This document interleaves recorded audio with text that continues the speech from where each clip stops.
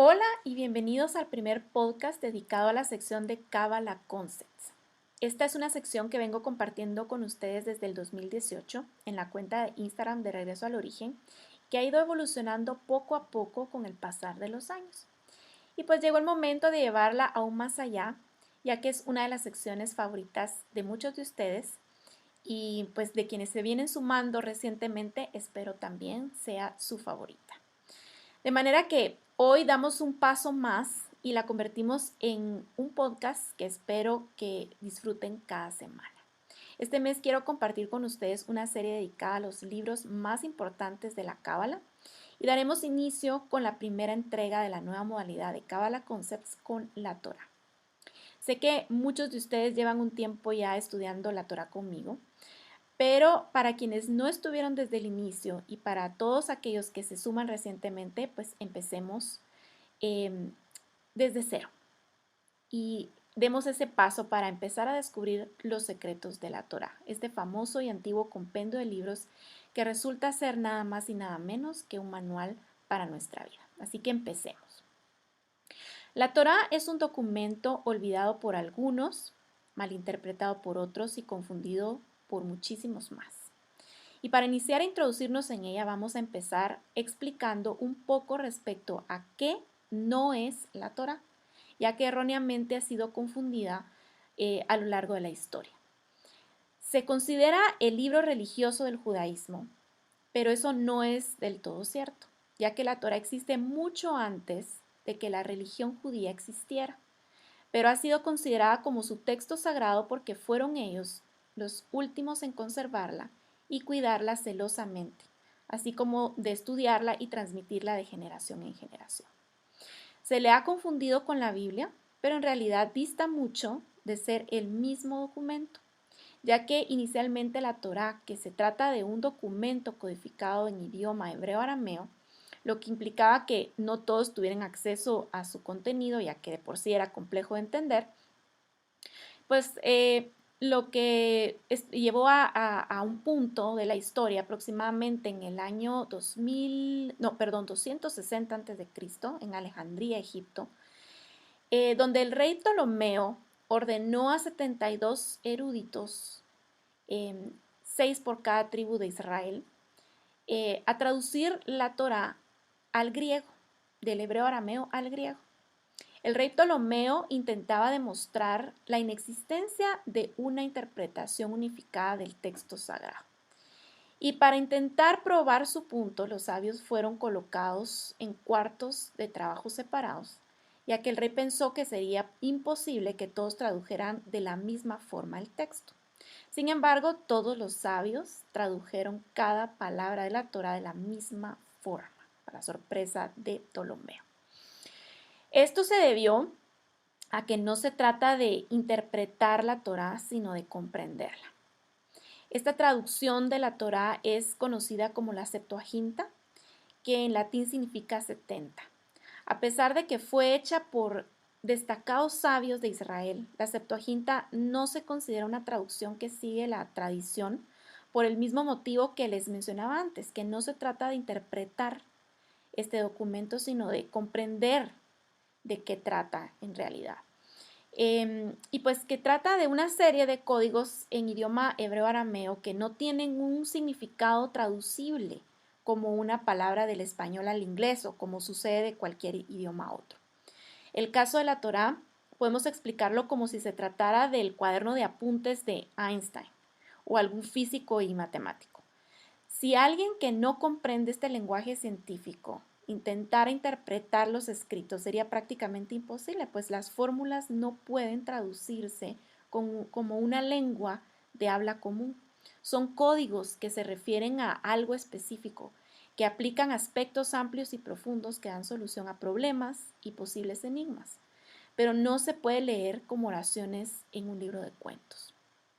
Desde hace muchos siglos la Biblia sustituyó a la Torá gracias a la invención de las diferentes religiones cristianas y con el pasar de los tiempos quedó en el olvido para ser preservada y estudiada únicamente por quienes parecieran sus únicos guardianes, el pueblo judío.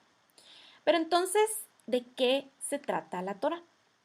Bueno, la Torá en hebreo arameo es una palabra hebrea aramea, ¿verdad? Significa, al traducirla a nuestra lengua en español, instrucción o enseñanza. Es el texto que contiene las leyes que explican el funcionamiento del universo y la creación completa, incluyendo el origen y el destino de la humanidad. Es literalmente un manual de usuario que al ser comprendido claramente resulta ser un manual para la vida. Es la totalidad de la revelación de la enseñanza divina entregada a la humanidad y no al pueblo judío como equivocadamente se cree. ¿Por qué les digo esto? Pues les explico de forma más amplia. El momento puntual de la entrega de la Torá se llevó a cabo en la historia de Moshe o Moisés, el patriarca no era un patriarca, era un líder quien liberó al pueblo hebreo de Egipto y los guió a través del Mar Rojo y el desierto hacia la tierra prometida. Creo que todos estamos familiarizados con esta historia, pero si de verdad son muy nuevos en el tema, los invito a pasar a explorar la sección de Torah en la página donde les cuento muchísimo más respecto a todas estas historias. Pero yendo puntualmente a la historia de Moisés o Moshe, pues resulta que un día él recibe de la misma mano del Creador las famosas tablas de los mandamientos, que se trataban nada más y nada menos que de 10 enunciados o códigos a modo de instrucciones para poder llevar una vida libre y plena. No se trataba de mandamientos como lo han enseñado, que son como leyes que obligadamente tenemos que seguir o algo malo va a pasar, sino todo lo contrario. Son instrucciones para poder llevar una vida libre y plena. Para traducirlo de forma gráfica, podríamos imaginar una serie de comandos para accesar de forma directa ciertas funciones en una computadora, de una forma rápida y accesible. Moshe o Moisés, como se le conoce en la Biblia, tuvo mucha dificultad para explicar y enseñar al pueblo dichos códigos, ya que todos venían de una costumbre muy arraigada de esclavitud, no solo física, sino de mente, por lo que era como enseñarle física cuántica a niños de preescolar. Durante su travesía, pues finalmente encontró la manera de explicar de forma amplia y detallada cada uno de los aspectos de las tablas de los 10 códigos o 10 mandamientos, como las conocemos, y entonces se redactó el documento que nosotros conocemos como los 5 libros de la Torá, el Pentateuco, o también conocidos en la Biblia como los 5 libros del Antiguo Testamento. Según la tradición hebrea, los 5 libros del Pentateuco fueron escritos por Moisés, quien recibió la revelación directamente de Dios en el monte Sinaí a través de las tablas entregadas y sus frecuentes conversaciones directas con el Creador. Por lo cual la Torá se define como la instrucción dada por Dios para el pueblo a través de Moisés. Hay una aclaración que quiero hacer aquí, en este punto, ya que sé que quizá algunos de ustedes son principiantes en todo este estudio de Cábala, pero cuando estudiamos las escrituras, también entendemos a través de los códigos del Zohar y demás, que quien realmente hablaba con Moisés era Metatrón, el ángel que es como el jefe de todos los ángeles celestiales. Fue Metatrón quien prestó su voz y quien hablaba por el Creador, quien servía de intermediario entre el Creador mismo y Moisés. Pero bueno, entonces continuando con el tema que nos interesa en esta entrega, pues que se trata de los 5 libros que conforman la Torá. Estos son Bereshit, que se traduce como en el comienzo y que es el correspondiente en la Biblia al Génesis. Luego tenemos a Shemot, que se traduce como nombres y corresponde al Éxodo. Vaikra, que se traduce como y llamó y corresponde al libro de Levítico. Bemidbar, que se traduce como en el desierto y corresponde al libro de Números. Y finalmente tenemos Devarim, que se traduce como palabras, cosas o leyes y corresponde al último libro de Deuteronomio.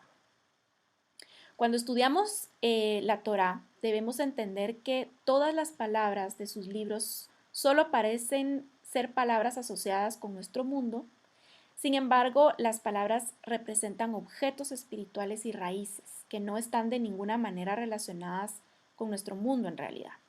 Utilizan un lenguaje conocido para nosotros, para que podamos asociar los conceptos, pero en realidad todo lo que se narra en las escrituras se refiere a estados de conciencia y actitudes de connotación espiritual y sus repercusiones en el plano físico. La Torá contiene ocultos los nombres sagrados del Creador.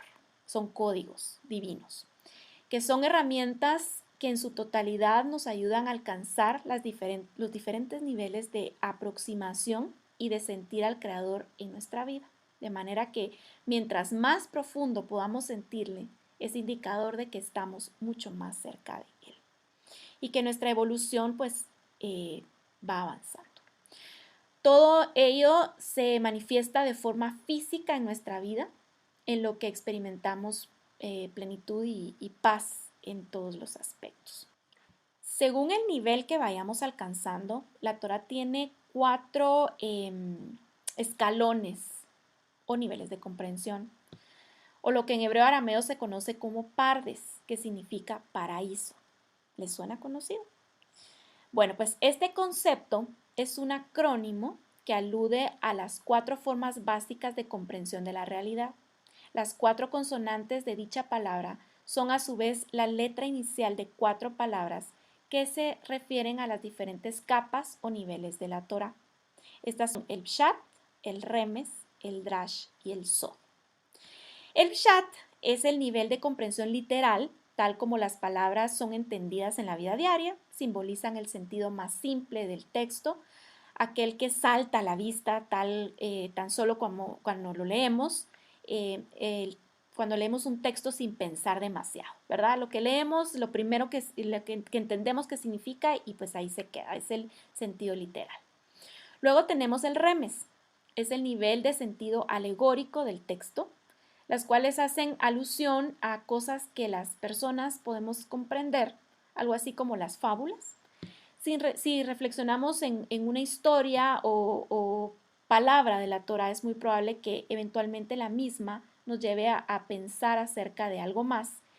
Y a medida que repensamos las palabras, en nuestra mente las mismas nos transportan hacia recuerdos o actos que hicimos en el pasado. Luego tenemos el nivel del Dash, que es el nivel del sentido de comprensión de las leyes del universo, para lo que se requiere un amplio conocimiento de los códigos hebreos arameos y la gematría o la numerología cabalística.